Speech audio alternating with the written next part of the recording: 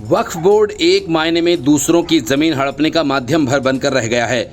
वजह ये कि वक्फ बोर्ड को इतने अधिकार हैं कि उसके कह भर देने से कोई भी किसी की भी जमीन पर उसका कब्जा हो जाता है।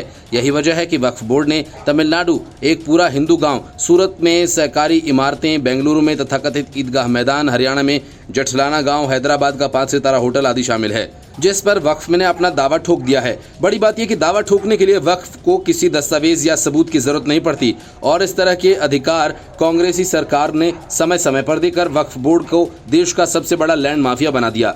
वक्फ के द्वारा भूमि हड़पने की 3 सबसे बड़े सामान्य रूप हैं: किसी भूमि पर कब्रिस्तान के रूप में दावा करना, मजार दरगाह बनाना और सार्वजनिक भूमि पर नमाज पढ़ना। सार्वजनिक जमीन पर शायद इसलिए नमाज पढ़ी जाती ताकि उसे वक्फ संपत्ति के रूप में दावा इसका किया जा सके। पिछली कुछ स्थितियां और दावे इनसे संबंधित और इससे भी बढ़कर मिले हैं। इन घटनाओं से पता चलता है कि गैर समायोजित कानून और इसके द्वारा बनाया गया भूमि हड़पने वाला भ्रष्ट अभिजात वर्ग सामाजिक संघर्ष और सांप्रदायिक वैमनस्य के लिए हिंदुओं की संपत्ति के खिलाफ एक सोचा समझा तंत्र है। वक्फ संस्था कानूनी रूप से अनावश्यक है। वक्फ की कानूनी संस्थाएं और बोर्ड की नौकरशाही का अस्तित्व सिर्फ इस्लामवादी राजनीति के लिए एक गढ़ के रूप में ही समझ में आता है।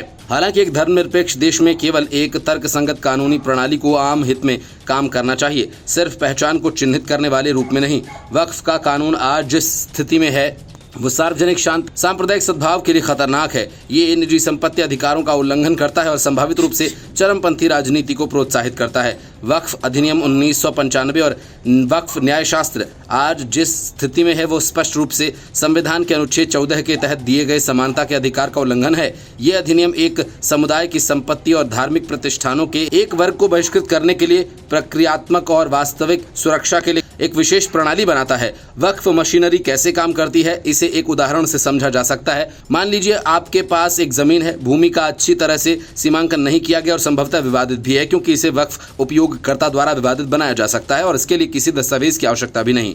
फिर वो इसे वक्फ बोर्ड में पंजीकृत कराता है। बोर्ड भूमि के बारे में पूछताछ करने के लिए बाध्य है और यदि आपको पता चलेगा तो आप पंजीकरण का विरोध भी कर सकते हैं। हालांकि निर्णय लेने का अधिकार बोर्ड के पास है, वो भूमि वास्तव में वक्फ संपत्ति है या नहीं। जैसे कि पहले निर्दिष्ट किया गया है कि वक्फ बोर्ड एक राजनीतिक निकाय है जिसे वक्फ की रक्षा और बढ़ावा देने का अधिकार है। देश भर में ऐसे हजारों मंदिर और धर्मस्थान हैं जिन्हें खंडित करके उन पर मस्जिद थोप दी गई।